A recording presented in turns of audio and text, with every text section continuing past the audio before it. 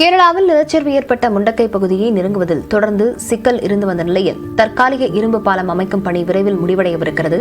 இதனால் மீட்புக் குழுவினரின் முழு கவனமும் இனி முண்டக்கையை நோக்கி திரும்பவிருக்கிறது. விவரங்களுடன் அங்கிருந்து நமது செய்தியாளர் ரகுவரன் இணைந்திருக்கிறார். ரகுவரன், அந்த இரும்பு பாலம் கட்டும் பணியானது முடிக்கப்படவிருக்கிறதா தகவல் வெளியாகியிருக்கிறது. இது தொடர்ந்து முண்டக்கை பகுதியில் எந்த மாதிரியான மீட்பு பணிகள் தற்போது தீவிரப்படுத்தவிருக்கிறது?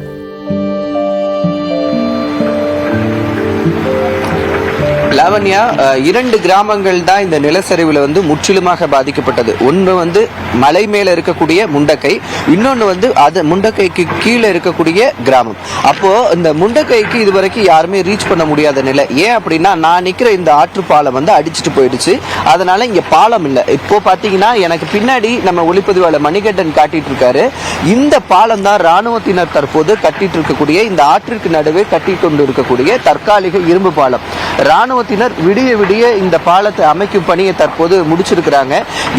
மிகவும் சிரமம். ஏன்னா முழுவதும் பாறைகள் அடிச்சுட்டு வந்திருக்கு. சேரும் சகதியமா இருக்கக்கூடிய பகுதி.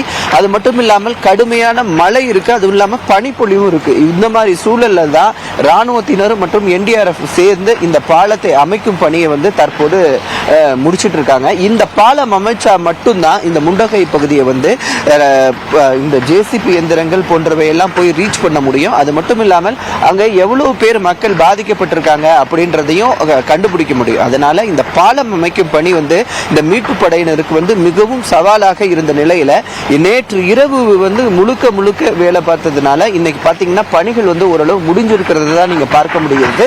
இன்று மதியத்திற்குள்ள இதுல வாகனங்களை இயக்கி இதன் மூலம் JCB எந்திரங்களையும் மலைக்கு மேல எடுத்து செல்வதற்கான திட்டத்தை மீட்பு படையினர் வச்சிருக்கிறாங்க. இன்று மதியத்திற்குள்ள இந்த பணிகள் முடிஞ்சிடும். ஏன்னா முண்டக்கை பகுதியில் எவ்வளவு பேர் இருந்தாங்க. ஏன்னா அதுல முண்டக்கை பகுதியில் ஒரு வீடு கூட இல்ல. 400க்கும் மேற்பட்ட வீடுகள் இருந்ததாக சொல்லப்பட்ட நிலையில அங்கு தற்போது வீடுகளே இல்லாத நிலை இருக்கு. ஏன்னா அந்த கிராமம் இருந்த இடமே இல்லாமல் போயிருக்கு. அதனால அங்க இருக்கக்கூடிய மக்களினுடைய நிலை என்ன அப்படின்றத கண்டறிவது மிக மிக முக்கியமானதாக இருக்கிறது. அதனால இந்த மீட்பு படையினருக்கு இந்த பாலம் அமைக்கும் பணி மிக சவாலா இருந்ததுனால இந்த பாலம் அமைக்கும் பணி தற்போது முடிக்கப்பட்டிருக்கிறது. கடுமையான மழை நேற்று மாலையிலிருந்து பெய்ஞ்சதுனால பணிகள் கொஞ்சம் தாமதமா ஆனது. ஆனா இரவிலிருந்து இந்த பணியை தொடங்கி தற்போது ராணுவத்தினர் இந்த பணியை முடிச்சிருக்கிறாங்க.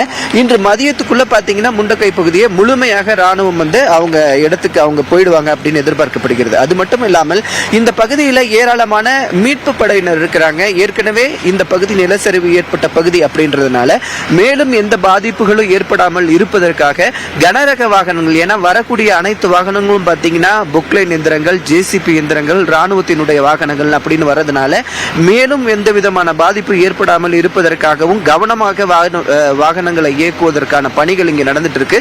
இந்த ஆற்று பாலத்தை நம்ம தற்போது இப்ப கடந்து வந்திருக்கிறோம். இதை கடந்து வரதே மிகவும் சிரமத்துக்குள்ளான பகுதியா இருந்ததுனால நம்ம தற்போது இதை கடந்து இந்த பகுதிகளில் நம்ம காட்சிப்படுத்திட்டு இருக்கோம். லாவண்யா, மேலும் விவரங்களுக்கு வேண்டி வருகிறோம். தற்போதைய தகவல்களுக்கு நன்றி ரகுவரன்.